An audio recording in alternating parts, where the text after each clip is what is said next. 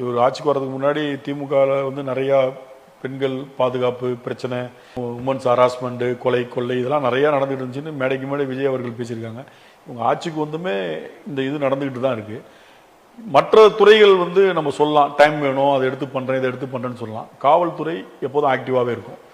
அதை வந்து முடக்கி விட்டு ரொம்ப ஸ்பீடாக இதெல்லாம் ஷார்ட் அவுட் பண்ண முடியுமா அவருக்கு போயிடுச்சா, இல்லை ஏன் அதை வந்து அப்போ வந்து அவர் இப்போ ரியலைஸ் பண்ணுறாரா? அப்போ நம்ம சொன்னோம் இது இப்போ நடந்துக்கிட்டு தான் இருக்கும், யார் ஆட்சிக்கு வந்தாலும் இதை நிறுத்துறது ரொம்ப கஷ்டம் அப்படின்னு எடுத்துக்கலாமா? அதே நேரத்தில் நிர்மல்குமார் ஒரு பேட்டியில் சொல்லியிருக்காரு, ஏங்க தனி மனிதன் குத்துறான் வெட்டுறானா அது தனி மனித பிரச்சனைங்க, அதுக்கு எப்படிங்க நாங்கள் பொறுப்பாக முடியும்னு சொல்லியிருக்காரு. அப்போ அதே தானே திமுக ஆட்சியிலையும் நடந்துச்சு.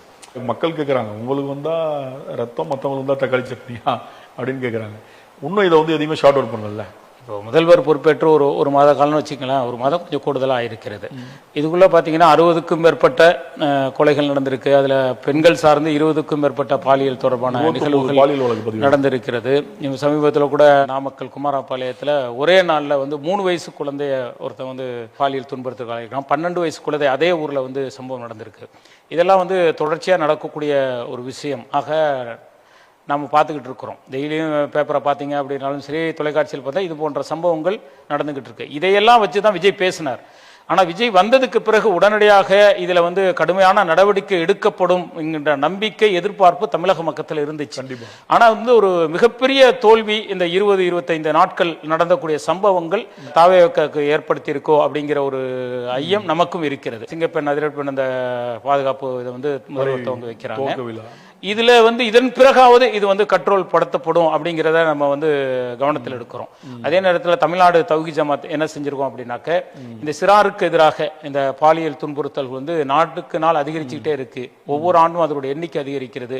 அப்ப இந்த குற்றங்கள் வந்து தொடர்ச்சியாக நடந்து கொண்டே இருக்கிறது. இது தடுக்கப்பட வேண்டும்ங்கிறதுக்காக தமிழ்நாடு தௌஹீத் ஜமாத் இப்ப என்ன செஞ்சிருக்கோம் அப்படின்னாக்க, தமிழகம் முழுவதும் பல்வேறு மாவட்டங்கள்ல சிறார்கள் பெற்றோர்கள் கலந்து கொள்ளக்கூடிய மிகப்பெரிய பேரணிகளை வந்து தமிழகம் முழுவதும் நடத்திருக்கிறோம். தமிழக அரசுக்கு வலியுறுத்தக்கூடிய வகையில் தமிழக அரசு இதுல வந்து மிக கடுமையான நடவடிக்கை எடுக்க வேண்டும். காவல்துறைக்கு இன்னும் அதிகமான அதிகாரங்கள் கொடுக்கப்பட்டு குற்றவாளிகள் உடனடியாக தண்டனையிலிருந்து தப்பாத வகையில் அவர்கள் வந்து சிறைக்கு தள்ளப்பட வேண்டும். கடுமையான தண்டனைகள் கொடுக்கப்பட வேண்டும்ங்கிறத நம்ம வலியுறுத்தி இன்றைக்கு மாவட்டம் முழுவதும் பாத்தீங்கன்னா பேரணிகள் நடந்து மாவட்ட ஆட்சியர் இடத்துல போய் நாங்கள் மனு கொடுத்திருக்கிறோம். விரைவில் வந்து பாத்தீங்க அப்படின்னா இது பெண் குற்றச்சாட்டு, சிறார்கள் பெண்கள் பாலியல் குற்றச்சாட்டு நிறுத்தப்பட வேண்டும் என்பதை வலியுறுத்தக்கூடிய வகையில் தமிழக முதல்வரை சந்தித்து எங்களுடைய கோரிக்கையும் நாங்கள் வழங்க. கண்டிப்பா சார்.